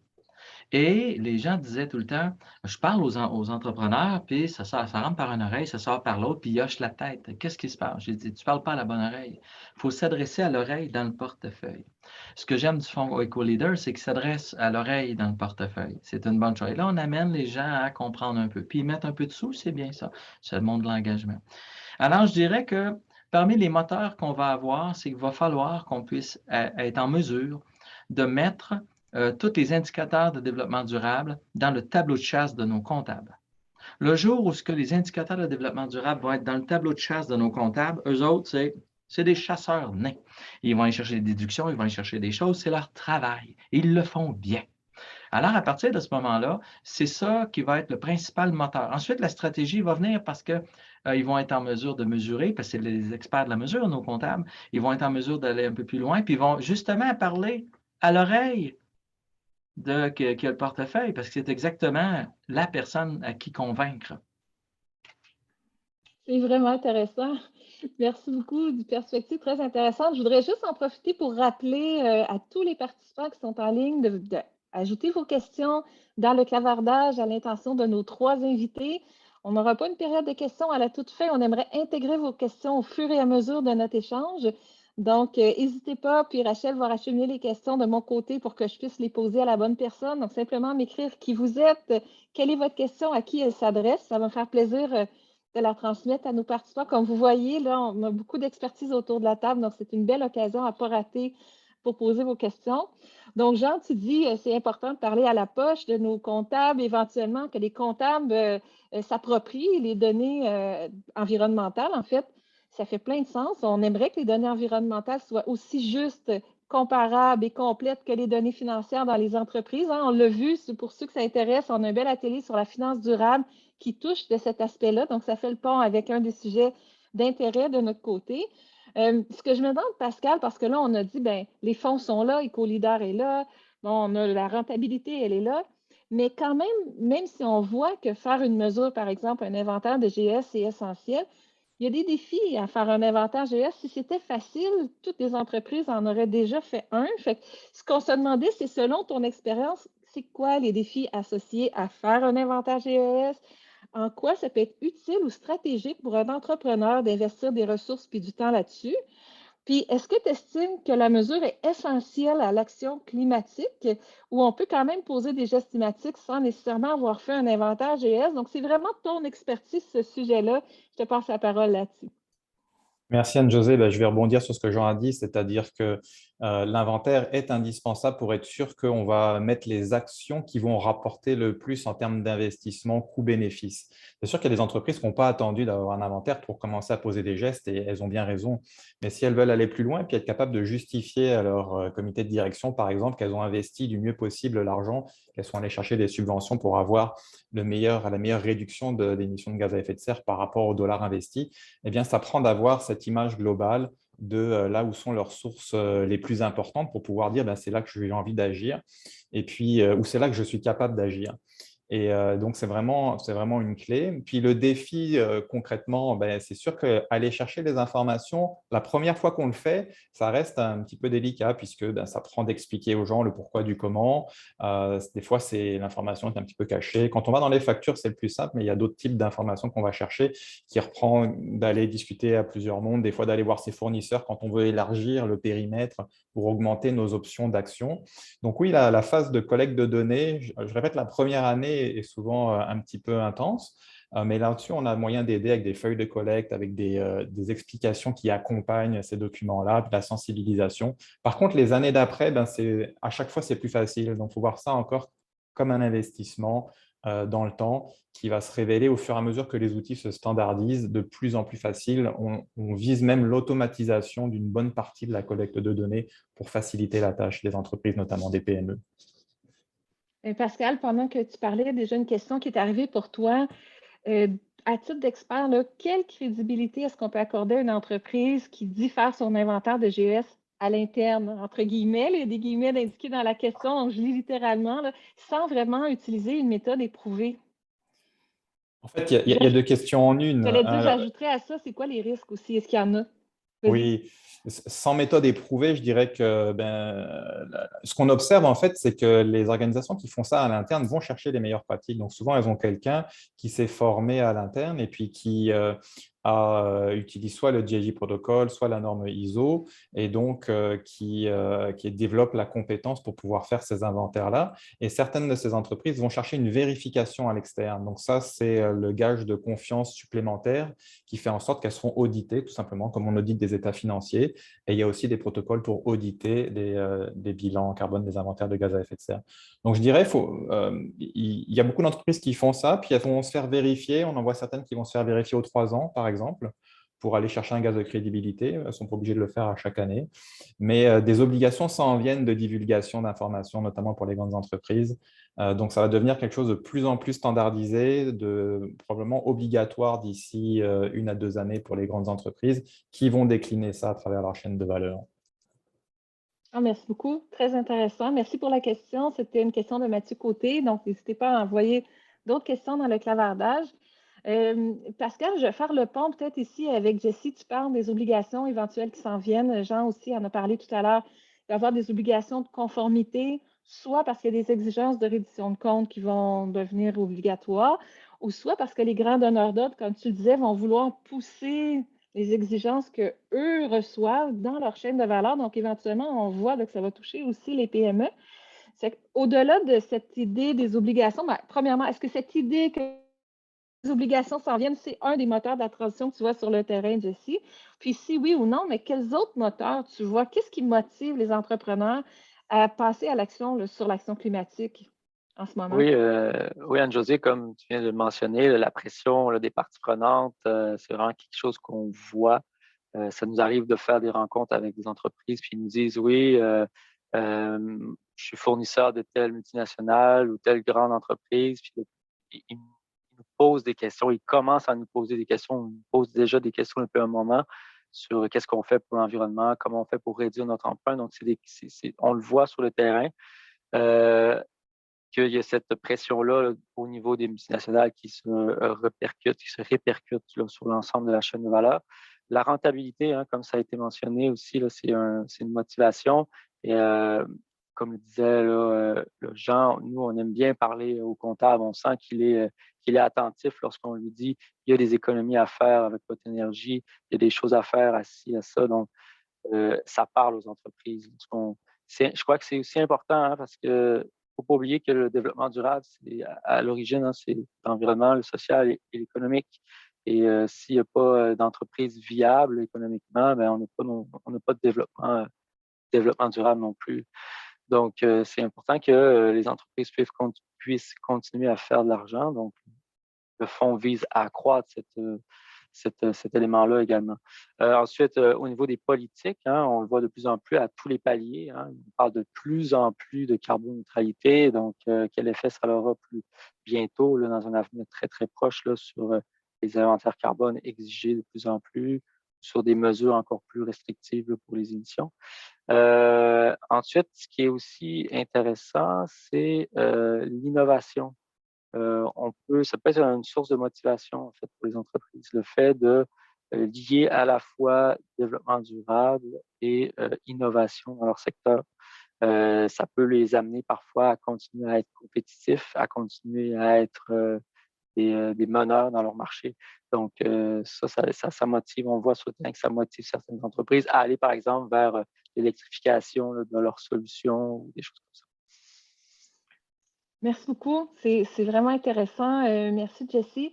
Puis, Jessie, pendant que tu nous parlais, on a reçu une question de quelqu'un des bâtiments verts et intelligents du Québec, Marc Lapointe, qui est directeur de Québec Bâtiments verts et intelligents.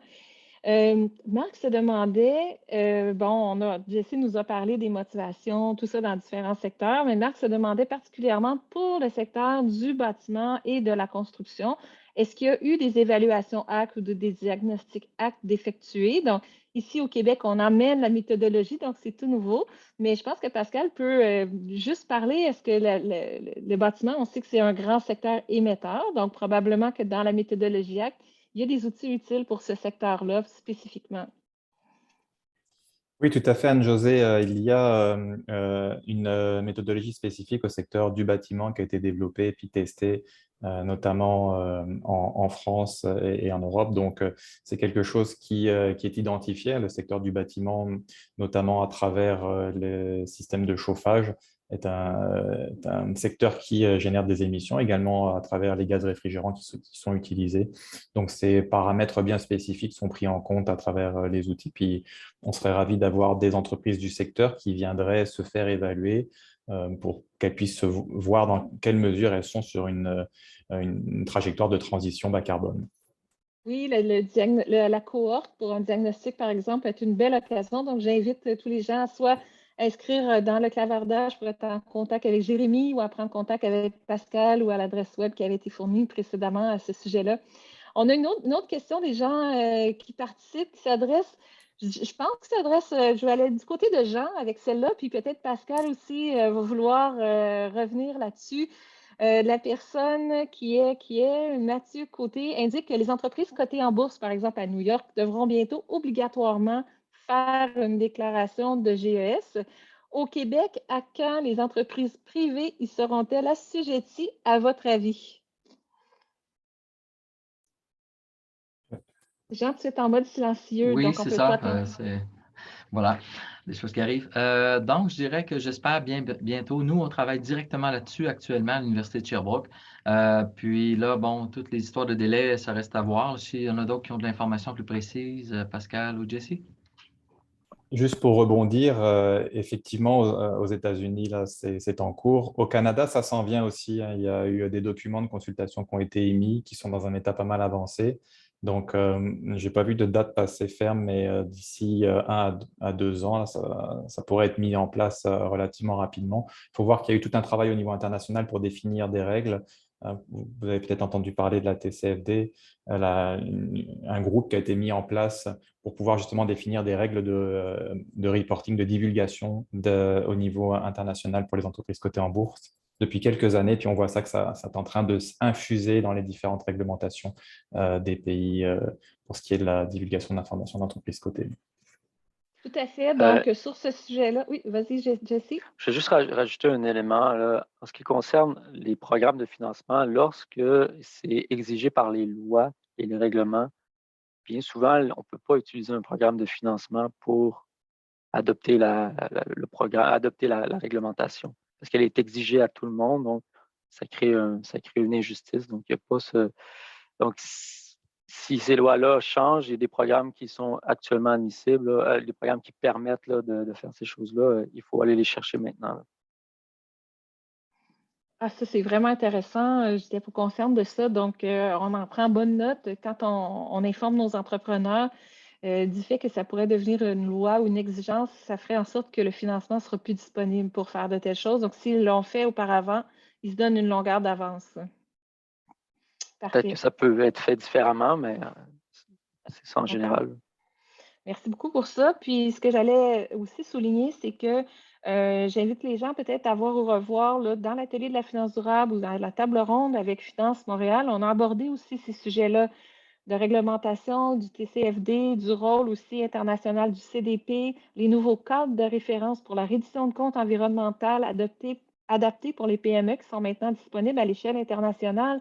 Donc, il y a beaucoup de choses qui bougent sur le côté de la reddition de comptes et des exigences réglementaires, autant pour les entreprises publiques qu'on voit là, que c'est en train d'influencer aussi le secteur privé. Donc, ça bouge très vite de ce côté-là. On s'était dit qu'on allait aborder l'importance du sujet de l'importance des efforts collectifs ou de la chaîne de valeur. Fait que peut-être je vais revenir vers toi, Pascal. On en a parlé un peu, là, le rôle de ces fournisseurs, mais aussi le rôle des grands donneurs d'ordre qui ont des exigences vis-à-vis les PME. Ce qu'on a vu cette année, c'était vraiment intéressant. Ce sont des PME qui bougent, qui trouvent des solutions et qui proposent les solutions aux grands donneurs d'ordre et les grands donneurs d'ordre qui achètent leurs solutions. Donc, en fin de compte, les PME qui sont en train d'aider les grands à faire des actions climatiques. Fait que comment tu vois ça sur ce sujet-là, l'importance de la chaîne de valeur, puis de voir son rôle bien au-delà de ses propres opérations? C'est essentiel et en plus, je pense que la pandémie nous a montré à quel point les chaînes de valeur sont importantes et les gens ont travaillé plus fort ensemble. Et donc, ça crée des opportunités autant du côté d'une grande entreprise qui veut améliorer ses relations de travail et qui travaille de plus en plus proche avec ses fournisseurs, soit en déclinant des requis, soit même en s'asseyant avec ses fournisseurs pour trouver des options. Puis il y a beaucoup de PME qui fournissent de grands donneurs d'ordre, ce qui permet de générer des solutions qui vont non seulement réduire les émissions de gaz à effet de serre, mais aussi réduire éventuellement les dépenses et les coûts pour les organisations. Puis comme tu l'as dit, on voit l'autre côté aussi les PME qui innovent, qui veulent se démarquer pour aller séduire leurs clients et donc qui arrivent avec des propositions de façon à sécuriser en fait des contrats. Donc ça, c'est vraiment dans les deux sens et on voit de plus en plus d'organisations qui aident les acteurs d'une filière à s'asseoir ensemble, à discuter, à créer les conditions favorables pour déterminer des mesures à prendre ensemble de façon à ce que globalement, on réduise l'empreinte carbone et on aille dans le bon sens. Merci beaucoup. Effectivement, on le voit dans l'effort collectif à atteindre en tout cas les réductions les plus importantes, les plus significatives le plus rapidement possible, compte tenu de l'urgence d'agir pour le climat. L'effort collectif est vraiment important. Je vais me tourner vers Jessie. On a une autre thématique qu'on va absolument aborder. Il ne reste pas beaucoup de temps, mais être prêt pour une économie sobre en carbone, il faut s'y préparer. Ça requiert certaines compétences. De ton côté, qu'est-ce que tu vois comme étant les caractéristiques des leaders là, qui avancent? Quelles sont leurs compétences? Comment ils se démarquent en général, ceux qui sont... On voit beaucoup de choses. Une chose qu'on remarque, c'est qu'il y a beaucoup de femmes quand même qui sont dans les entreprises, des femmes qui dirigent les entreprises qui vont être portées davantage à aller vers, par exemple, une certification du corps, pour apprendre à bras le corps là, leurs démarches en développement durable. Mais de manière plus générale, on voit aussi que ce sont des personnes qui vont avoir beaucoup plus une vision à long terme. Ils vont voir qu'il y a des choses qui bougent et ils voient, c'est des personnes qui entrevoient les opportunités. Donc, ils sont vraiment plus dans l'action, ils anticipent beaucoup plus, ils souhaitent s'impliquer, c'est des gens qui souhaitent avoir un impact positif. Donc, ce n'est pas uniquement des gens qui conçoivent l'entrepreneuriat, l'entreprise comme faire du profit, mais ils vont beaucoup plus loin. Ils veulent avoir un impact positif, ils veulent faire les choses, mais ils veulent bien les faire. Ils ne veulent pas être les meilleurs au monde, comme dit Bicorp, mais ils veulent être il ne va pas être le meilleur au monde, mais le moins dommageable pour le monde Les possible. meilleurs pour le monde. C'est ça, exact. Pour le monde, c'est ce que je cherchais. Ensuite, vous savez, sans doute, là, on parle de plus en plus là, dans les écoles de management ça fait longtemps, en fait, c'est ce que c'est discuté, hein, c'est management transformationnel plus que transactionnel. Ils vont avoir un bon équilibre entre les deux. Donc, ces caractéristiques-là là, sont très, très, très compatibles avec le développement durable parce que la complexité du développement durable exige le dialogue, exige de faire en sorte que l'ensemble de ses employés soient motivés à aller vers une direction. Donc, ces techniques, cette manière d'être-là dans le leadership, c'est vraiment des caractéristiques qui sont compatibles avec le développement durable et qui sont présentes chez les personnes dans les entreprises qui performent, qui évoluent, qui sont engagées dans la transition. Donc ça, on pourrait en parler longtemps, mais il y a beaucoup de choses à voir de ce côté-là. Ah, merci beaucoup, super intéressant. Jean, sur le même sujet, je pense qu'on va vouloir avoir tous les trois sur ce sujet-là. Les compétences clés que tu vois pour réussir à sa transition vers une économie sobre en carbone?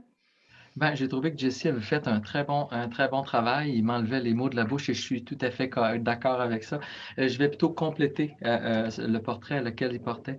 Dans le fond, une des choses, la stratégie importante, il y a beaucoup de stratégies internes comme la communication, ces choses-là telles que mentionnées, l'ouverture d'esprit, une bonne lecture, le savoir-être, savoir-faire, le savoir, mais le savoir lire aussi. Il faut que tu saches lire ton organisation, il faut que tu saches lire le marché. Et le savoir lire, c'est quelque chose qu'on travaille beaucoup avec nos cadres. Et le point maintenant, je dirais qu'il resterait, c'est en termes de stratégie. Je dirais que les 14 positions qui sont données dans les symbioses, là, dans les rapports du CTTEI sur leur symbiose, ils recensent 14 positions de l'économie circulaire. Et je crois que ça mériterait que les gens les apprennent parce qu'il y a beaucoup de choses ici qui s'appliquent tout à fait à la stratégie du carbone. Par exemple, ça a l'air de rien, mais le partage est une des 14 stratégies. Lorsqu'on partage, par exemple, on partage un parc de véhicules, eh bien là, à quelque part, on voit qu'on optimise les véhicules pour plus qu'une organisation. OK? L'autre chose, au-delà des 14 positions-là, qui sont des stratégies vers l'externe, à quelque part, qui sont une bonne chose, je dirais que j'aurais rajouté là-dessus je reprends juste mes notes, là. Donnez-moi juste un instant. Voilà. Donc, j'invite toutes les entreprises à collaborer aussi, avoir maintenant de la communication, non pas tant interne, mais aussi externe, avec les villes et municipalités, avec des gens comme Jesse Ozakodita, Pascal, ou encore Pourquoi? Parce que ces gens-là, comme notamment ceux des villes, c'est des gens qui, à cause qu'ils connaissent toute leur entreprise, c'est des gens qui peuvent te trouver des partenaires. Il suffit simplement de mentionner ton affaire, puis eux autres connaissent leur territoire, et puis à quelque part, ils vont peut-être te trouver un partenaire que tu ne t'attendais pas, qui n'est peut-être même pas dans ton même champ. Okay? Participer aux chambres de commerce, toutes ces choses-là, au mouvement sectoriel, faire du réseautage, c'est une des seules façons, à mon avis, surtout là, avec les Teams de ce monde qu'on a, on n'a plus de raison de dire ben, je ne veux plus y aller. Moi, j'encourage, puis c'est avec la communication, on va avoir des exemples d'autres, on va voir un paquet de choses, ça va avoir un effet boule de neige. Merci Voilà. beaucoup. Puis chez Québec Net Positif, c'est quelque chose qu'on aime beaucoup faire, créer des synergies, mettre les gens en lien. Donc, Voilà. si vous recherchez, on aime bien ça, tant mieux, c'est une compétence qui va être requise pour la transition. Pascal, sur ce même sujet, les compétences individuelles, les compétences des leaders, mais peut-être aussi des compétences des entreprises comme entité. Je ne sais pas, je vais te laisser sur cette thématique. Oui, ben moi aussi, je vais compléter un peu ce que disaient Jessie et Jean. Les entreprises, là, sont dans un environnement qui bouge beaucoup en ce moment, qui évolue de plus en plus. On le voit avec les bouleversements que l'on subit. Et donc, il y a la dimension d'entreprise apprenante dont Jean parlait, être capable, en fait, d'avoir une forme d'agilité qui va leur permettre d'être à l'écoute des signaux qui viennent et de pouvoir sans cesse s'ajuster. Et la transition carbone en est un fort. Non seulement on a appris avec la pandémie que on sait ce que c'est une crise maintenant, on l'a vécu, donc on comprend mieux la prochaine à quoi elle pourrait ressembler, mais en plus on a vu les gouvernements qui ont agi avec force, et donc on comprend qu'ils vont continuer d'agir et notamment mettre en place le cadre réglementaire ou incitatif, comme avec des financements, pour cette transition. Donc, c'est important que l'entreprise soit capable de saisir ces signaux puis de les intégrer dans sa stratégie d'entreprise, dans des actions plus opérationnelles également. Et puis ça, il y a une valeur importante, c'est le courage au niveau des hauts dirigeants de ne pas avoir toutes les cartes en main, mais de comprendre que c'est des choses qui s'en viennent et puis de commencer à embarquer l'organisation à travers des actions concrètes, la communication à l'interne, à l'externe, et donc être capable de se saisir de ce sujet pour donner du sens. Il y a beaucoup de monde en ce moment qui cherche justement à avoir du sens au travail, et je crois que c'est un formidable levier d'action que de mettre la lutte au changement climatique et le développement durable pour donner du sens. Merci beaucoup. Je retiens vraiment courage, entraide, solidarité, communication. On voit qu'on est très loin de modèles de compétition, de silos. On est vraiment là dans les interdépendances. Donc, c'est très intéressant. On arrive là à la toute fin de notre table ronde. Donc, je vais vous permettre chacun là, peut-être un petit wrap-up rapide là, avec quoi vous aimeriez laisser nos participants d'aujourd'hui. Je vais peut-être commencer avec toi, Jean. En fait, une transition, c'est quoi? C'est faire un premier petit pas. Puis c'est un ensemble de petits pas qui fait qu'on va loin. Le développement durable, les initiatives qu'on voit aujourd'hui sur l'économie sobre en carbone, c'est à force de faire des choses qui sont bonnes, à un moment donné, les bonnes choses arrivent. Un petit pas à la fois. Merci beaucoup. Un pas à la fois, à force de faire les bonnes choses arrivent. Très intéressant. Jessie? Et oui, et pour faire ces petits pas à la fois, vous pouvez utiliser le fonds Ecolida pour vous accompagner. Ça permet de faire les diagnostics, de vous aider à prendre les décisions. Vous pouvez contacter les agents, ils vont se faire un plaisir de regarder avec vous vos enjeux et vous orienter vers les consultants appropriés. C'est vraiment le mot que je veux dire, c'est allez utiliser les ressources, elles existent. Ça prend un peu de temps à le faire, mais ça reste somme toute assez simple à réaliser. Donc, n'hésitez pas, l'argent est là pour vous et l'aide est là aussi pour vous accompagner. Et l'expertise, elle est présente au Québec pour vous accompagner, donc il ne faut pas hésiter. Merci beaucoup, Pascal. C'est à peu près le même message. Embarquez maintenant. Il y a des fonds, il y a de l'argent, il y a des structures, il y a des experts. C'est l'occasion de prendre la vague de la transition, de la transformation vers une société bas carbone. Et puis, au final, d'intégrer ça au sein de vos activités parce que comme la comptabilité classique, la comptabilité carbone, ça va être une activité dont les comptables et les responsables des finances vont s'occuper dans les années à venir, c'est sûr. Merci beaucoup. Donc, merci à ces 3 experts pour notre table ronde d'aujourd'hui. Cet événement était co-initié par Québec Net Positif et CCG comme cette première année de PME sobre en carbone. Donc, je veux vraiment en profiter pour remercier Pascal et toute l'équipe de CCG avec qui c'était vraiment un grand plaisir de partager cette première année d'activité. À partir de ce point-ci, nous, notre projet de sensibilisation conjoint, si on veut, se termine, bien qu'on va continuer à travailler ensemble régulièrement. Donc, je vous convie à notre prochain événement de Québec Net Positif au cours de la semaine de l'économie verte le 18 mai prochain. Ce sera le lancement de l'Observatoire pour la relance et l'économie verte, l'OREV, un nouvel observatoire de l'Université Laval. Donc, ça va être l'occasion d'échanger avec les chercheurs pour comprendre comment leurs recherches vont être utiles pour les gens d'affaires et les entreprises du Québec. Nous allons également poursuivre des activités sous la thématique de PME sobre en carbone ainsi que le site web et jouer notre rôle de sensibilisation et de mobilisation d'écosystèmes d'affaires. De leur côté, CCG vont continuer les accompagnements sur le terrain. Donc, je vais passer la parole à Pascal là-dessus. Merci Anne-Josée, c'était effectivement un énorme plaisir de travailler pendant une année avec toi, avec Élise, avec Rachel, toute l'équipe de QNT. La suite pour CCG, c'est le diagnostic stratégique d'action climatique avec la cohorte. Comme on le disait, regroupons-nous, rejoignez-nous là pour faire partie de cette cohorte qui permet d'avoir cette vision qualitative de la maturité de l'entreprise. Premier pas, petit pas pour amener d'autres pas derrière pour passer à l'action et embarquer dans la transition avec du financement disponible ici du fonds Ecoleader. Donc, n'hésitez pas à nous contacter. Je crois qu'en cliquant, les informations vont apparaître sur la diapositive. Voilà, le pme@ccg.com pour participer à notre cohorte qui va démarrer incessamment sous peu d'ici la fin du mois de mars. Je me permets de souligner aussi qu'à la fois chez Québec Net Positif et chez CCG, nous avons été formés par l'ADEME, qui était nos partenaires cette année, l'Agence de l'énergie en France, sur la méthodologie ACT, donc autant pour faire une évaluation ACT que pour faire un diagnostic ACT ou une méthodologie ACT pas à pas. Les gens de CCG peuvent vous accompagner là-dessus. Donc, si vous êtes plus mature, vous avez le goût de connaître votre score, vous êtes curieux de savoir comment vous vous comparez aux autres entreprises de votre secteur qui ont déjà des scores disponibles, c'est aussi un nouveau service là, qui est vraiment intéressant d'aller chercher pour les entreprises du Québec ici. Donc, sur ce, je vais vous inviter à compléter le formulaire d'appréciation pour l'événement d'aujourd'hui. Rachel va mettre le lien dans le clavardage. Le lien vers le formulaire d'appréciation sera également disponible dans le courriel de remerciement que vous recevrez suite à l'événement d'aujourd'hui. Et j'en profite évidemment pour vous rappeler que cette table ronde ainsi que l'ensemble des activités de PME sobre en carbone cette année ont été rendues possibles grâce au soutien de Desjardins et du gouvernement du Canada. Donc, on remercie ces deux partenaires principaux de tout cœur. La série spécifiquement par nos collaborateurs BDC, Finance Montréal, Groupé, PME Montréal Est de Lille, l'équipe de l'Université McGill avec Pivot, ainsi que l'ADEME et le CDP, ainsi que tous nos partenaires et collaborateurs que vous retrouverez dans notre rapport à l'annexe 1 qui se sont joints à nous à un moment ou à un autre cette année.